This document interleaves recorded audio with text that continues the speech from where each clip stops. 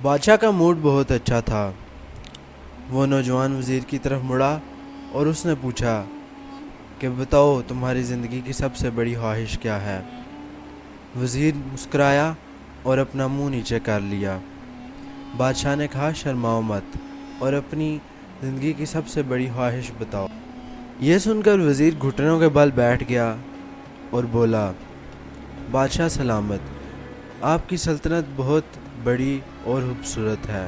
میں جب اتنی دلکش سلطنت کو دیکھتا ہوں تو میرا جی چاہتا ہے کہ اس کا 10واں حصہ میرا ہو۔ یہ سن کر بادشاہ نے وزیر سے کہا کہ اگر میں تمہیں اپنی آدھی سلطنت دے دوں تو؟ وزیر یہ سن کر اوپر دیکھا اور پوچھا بادشاہ سلامت، یہ کیسے ہو سکتا ہے؟ جس پر بادشاہ نے اپنے سیکرٹری کو بلایا اور کہا کہ 2 حکم لکھو۔ پہلے حکم میں بادشاہ نے وزیر کے نام آدھی سلطنت کرنے کا فرمان جاری کر دیا اور دوسرے حکم میں بادشاہ نے وزیر کے قتل کا آرڈر دے دیا۔ یہ دونوں ہی حکم سن کر وزیر بہت حیران ہوا، جس پر بادشاہ نے کہا کہ میں تمہیں 3 سوال دوں گا۔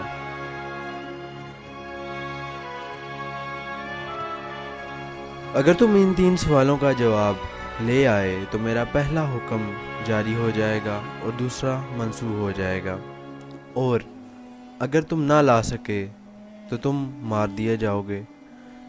جس پر وزیر کی حیرانی پریشانی میں بدل گئی اور وہ بہت سخت پریشان ہو گیا۔ بادشاہ نے کہا اب تم میرے 3 سوال لکھ لو، جس پر وزیر نے کاپی پینسل لی اور بادشاہ کے سوالات لکھنا شروع کر دیے۔ بادشاہ نے پہلا سوال بولا انسان کی زندگی کی سب سے بڑی سچائی کیا ہے؟ پھر بادشاہ نے دوسرا سوال بولا انسان کی زندگی کا سب سے بڑا دھوکہ کیا ہے؟ پھر بادشاہ نے تیسرا سوال بولا انسان کی زندگی کی سب سے بڑی کمزوری کیا ہے؟ یہ تینوں سوال وزیر نے نوٹ کر لیے اور دیوان سے چلا گیا۔ یہاں سے نکلنے کے بعد اس نے پورے شہر کے دانشور، فقراء اور فلسفیوں کو بلا لیا۔ اس نے یہ تینوں سوال بتائے، لیکن یہ فلسفی کوئی بھی سوال کا صحیح جواب ڈھونڈ نہ پائے اور پہلے ہی سوال پہ اٹکے رہے۔ اگلے دن اس نے فقراء اور فلسفیوں کی تعداد بڑھا دی، لیکن اس سے بھی کوئی فائدہ نہ ہوا، یہاں تک کہ وہ باہر نکل گیا، سلطنت کے کونے کونے میں پھرتا رہا، سلطنت کے طول و عرض میں پھرتا رہا، لیکن اس کو جو سوال کا جواب نہ ملا، یہاں تک کہ اس کے کپڑے پھٹ گئے، اس کی ٹوپی پھٹ گئی، جوتے اتر گئے اور فقیروں جیسی حالت ہو گئی، یہاں تک کہ مہینے کا آخری دن آ گیا، لیکن اس کو جواب نہ ملا۔ اگلے دن اس نے دربار میں پیش ہونا تھا۔ خواتین و حضرات، اس کو یقین تھا کہ کل میری زندگی کا آخری دن ہے، کل اس کی گردن کاٹ دی جائے گی اور اسے لٹکا دیا جائے گا، یہاں تک کہ وہ گرتا پڑتا پھرتا پھرتا ایک چھوٹی سی بستی کے نکڑ پر ایک فقیر کی جھونپڑی میں جا گھسا، جہاں پر ایک فقیر پانی میں روٹی لگا کر کھا رہا تھا اور ساتھ ہی میں اس کا کتا دودھ پی رہا تھا۔ فقیر نے جیسے ہی وزیر کو دیکھا وہ پکار اٹھا، اس نے کہا آپ بالکل صحیح جگہ پر پہنچے ہیں، آپ کے تینوں سوالوں کے جواب میرے پاس ہیں۔ جس پر وزیر نے فقیر کو حیرت سے دیکھا اور کہا آپ کون ہیں اور آپ نے مجھے کیسے پہچان لیا؟ یہ سن کر فقیر نے اپنا بستر اٹھایا اور وزیر سے کہا آپ یہ دیکھیں، آپ کو سارا کچھ سمجھ آ جائے گا۔ بستر کے نیچے شاہی ہنک تھی، یہ وہ لباس تھا جو بادشاہ اپنے قریب ترین وزیروں کو عنایت کرتا تھا۔ فقیر نے بتایا کہ میں آپ کی طرح اسی سلطنت کا بہت بڑا وزیر ہوتا تھا، لیکن میں نے بھی بادشاہ سے شرط لگانے کی غلطی کر دی، جس پر میرا حال دیکھیے۔ یہ کہہ کر فقیر دوبارہ روٹی کے ٹکڑے پانی میں لگا کر کھانے لگا۔ وزیر نے یہ سن کر پوچھا کہ تو کیا آپ بھی ان سوالات کا جواب تلاش نہیں کر سکے تھے؟ جس پر فقیر نے جواب دیا، نہیں، میرا کیس تم سے بہت مختلف تھا۔ میں نے تینوں سوالوں کے جواب تلاش کر لیے تھے، مجھے آدھی سلطنت بھی مل گئی تھی، لیکن میں نے سلطنت کا پروانہ پھاڑا اور سب کچھ چھوڑ چھاڑ کر اس کٹیا میں آ کر بس گیا، اور آج میں اور میرا کتا مطمئن زندگی گزار رہے ہیں۔ یہ سن کر وزیر کی حیرت اور بڑھ گئی، لیکن یہ سابق وزیر کی اس حماقت کی وجہ پوچھنے کا وقت نہیں تھا، بلکہ جواب پوچھنے کا وقت تھا۔ چنانچہ وزیر نے فقیر سے فریادی بن کر پوچھا کہ کیا آپ مجھے ان سوالوں کے جواب بتا سکتے ہیں؟ جس پر فقیر نے ہاں میں منہ ہلایا،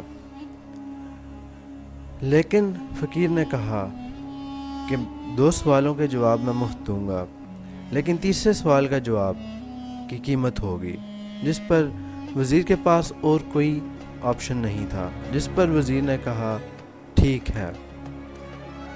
فقیر نے کہا کہ دنیا کی سب سے بڑی سچائی موت ہے، کوئی بھی شخص ہو موت کو نہیں جھٹلا سکتا۔ دوسرے سوال کا جواب دیتے ہوئے فقیر نے کہا کہ دنیا کا سب سے بڑا دھوکہ زندگی ہے، انسان کوئی بھی ہو، کچھ بھی ہو، اس نے مرنا ہے، اور انسان اس زندگی کو دائمی سمجھ کر، پکا سمجھ کر اس کے دھوکے میں آ جاتا ہے۔ فقیر کے دونوں جواب ہی ناقابل ترغیب تھے، جس پر وزیر بہت خوش ہوا اور اس نے تیسرے جواب کے لیے شرط پوچھی، جس پر فقیر نے قہقہ لگایا اور کتے کے آگے سے دودھ کا پیالہ اٹھا کر وزیر کے سامنے رکھ دیا اور کہا کہ اگر تم تیسرے سوال کا جواب معلوم کرنا چاہتے ہو تو تمہیں یہ دودھ پینا ہوگا۔ جس پر وزیر کو بہت غصہ آیا اور اس نے انکار کر دیا۔ جس پر فقیر نے کہا کہ اگر تم تیسرے سوال کا جواب حاصل کرنا چاہتے ہو تو تمہیں یہ دودھ پینا پڑے گا۔ وزیر کسی بھی قیمت پر یہ دودھ کا پیالہ نہیں پینا چاہتا تھا۔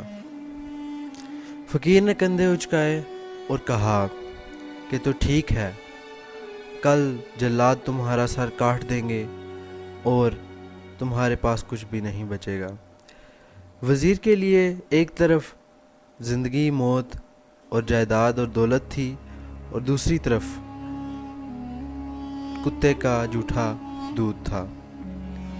آخرکار وزیر کی عزت نفس ہار گئی اور دولت، جائیداد اور زندگی جیت گئی، اور وزیر نے دودھ کا پیالہ اٹھایا اور جلدی سے سارا پیالہ ختم کر دیا۔ یہ دیکھ کر فقیر نے قہقہہ لگایا اور بولا، میرے بچے، زندگی کی سب سے بڑی کمزوری غرض ہے۔ یہ غرض ہی ہے جو انسان کو کتے کا جھوٹا پیالہ پینے پہ مجبور کر دیتی ہے، اور یہی وہ سچ ہے جس کو میں جان گیا اور میں نے سلطنت کا پروانہ پھاڑ دیا اور اس کٹیا میں آ کر رہنے لگا۔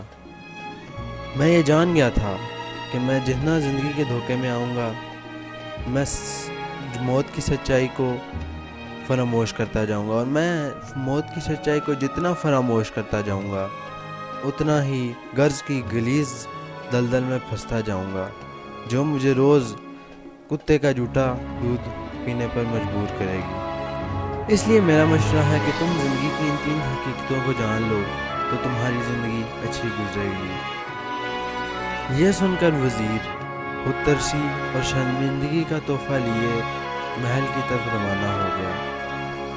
وہ جو محل کی طرف بڑھ رہا تھا، اس کے اندر ذلت کا احساس اور بھی بڑھ رہا تھا۔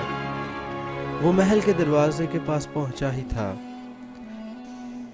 کہ وہ گھوڑے سے گرا، لمبی ہچکی لی اور اس جہان فانی سے رخصت ہو گیا۔